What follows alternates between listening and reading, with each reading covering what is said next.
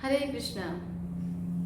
तो आज का जो प्रश्न है वो बहुत ही सेंसिटिव है कि मैंने किसी के साथ बुरा नहीं किया तो मेरे साथ बुरा क्यों होता है।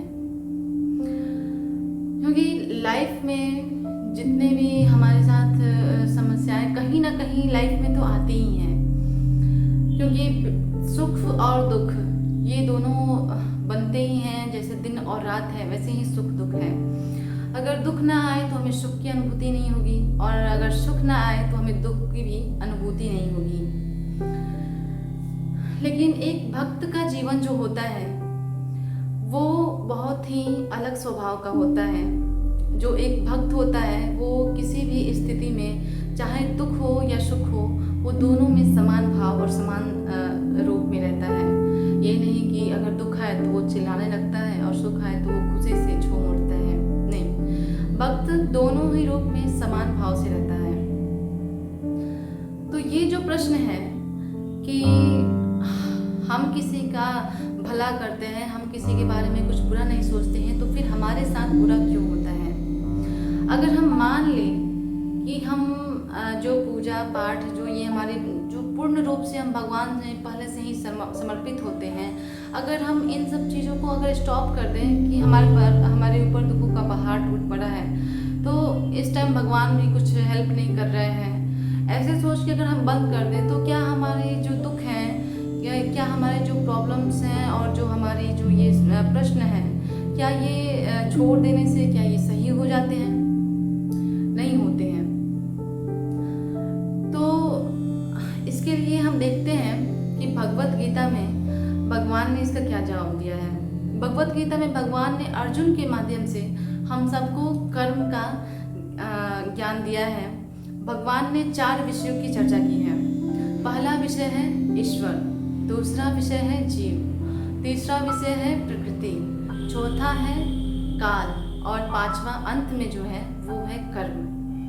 तो ईश्वर मीन्स भगवान श्री कृष्ण, जीव मीन्स हम सब जीवात्माएं, और प्रकृति मीन्स जैसे कि आध्यात्मिक प्रकृति और भौतिक प्रकृति, और अंत में जो काल है। तो ये जो ईश्वर है, जीव है, प्रकृति है और काल है, ये चारों के चारों सनातन है। और जो अंत में कर्म आता है वो कर्म सनातन नहीं है। अगर हम चाहें तो कर्म को हम बदल सकते हैं। एक पौराणिक कथा में है, मैंने कहीं सुना था कि एक गांव में एक ब्राह्मण था, और मतलब गांव में तो बहुत सारे लोग रहते हैं, लेकिन एक क्रूर व्यक्ति था, पापी था, और एक ब्राह्मण। वो दोनों कहीं रास्ते से गुजर रहे थे, साथ में कुछ लोग भी थे। तो जो पापी व्यक्ति था, जो क्रूर व्यक्ति था, वो जब आगे चलने लगा, उसे चलते चलते सोना मिला। तो वो बहुत खुश हुआ और उसने सोने को उठा लिया। पीछे जो पंडित जी थे वो जैसे जैसे चलते गए, उनके चलने के बाद उनके पैर में इतनी बड़ी कांटे हल गई, और इतनी मतलब बहुत तेज ऊपर से, मतलब इंड से लेके पहले मतलब दोनों तरफ से निकल गए कांटे, ऐसे चुभे उनको। तो जो लोग थे उनके पास, उन्होंने कहा कि अरे ये इतना पापी व्यक्ति है, इतना क्रूर व्यक्ति है, तो इसको सोने मिले, और ये देखो ये ब्राह्मण है, हाथ में झोली है, गले में कंठी माला है, मस्तक पे तिलक है, तो इनको कांटे चुभ गए। तो जो लोग थे वो दोनों की जो पत्रिकाएं थी, कोई अच्छे ब्राह्मण के पास गए और पूछे उन ब्राह्मण से। उन दोनों सबने बताया उन दोनों के बारे में कि ऐसा क्यों है कि वो जो इतना पापी व्यक्ति था उसको सोना मिला, और वो जो पीछे ब्राह्मण थे इतने पूजा पाठ करने वाले, भगवान की शरणागति में रहने वाले, तो उनको कांटे चुभ गई। तो जो पंडित जी थे उन्होंने उनके बारे जो पिछले उनके जो कर्म थे, तो वो उसके बारे में बताने लगे कि जो क्रूर व्यक्ति है ये आज के दिन राजा बनने वाला था, लेकिन इस जन्म में बुरे कर्म की वजह से इसको काटा, जो कुछ बचा था उस राजा के पास से, तो इसको ये सोना मिला। और ये जो ब्राह्मण व्यक्ति हैं जिनको कांटे चुभी है, वो आज के दिन इनको फांसी लगने वाली थी, लेकिन इनके जो इस जन्म में जो इनके पुण्य कर्म है और जो भगवान के प्रति इनका प्रेम है, उन सब से इनको बस एक कांटे से ही भगवान ने उनके दुखों को हटा दिया।